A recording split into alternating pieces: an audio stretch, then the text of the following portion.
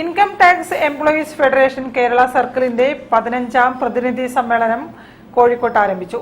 Shikshak സദനിലെ KKN കുട്ടി നഗറിൽ പതാക ഉയർത്തിയതോടെ പരിപാടികൾക്ക് തുടക്കമായി. Income tax employees federation Kerala circle വാർഷിക സമ്മേളനം തുടങ്ങി. മേയർ ബീന ഫിലിപ്പ് ഉദ്ഘാടനം ചെയ്തു. പ്രസിഡന്റ് PA പിച്ചു അധ്യക്ഷത വഹിച്ചു.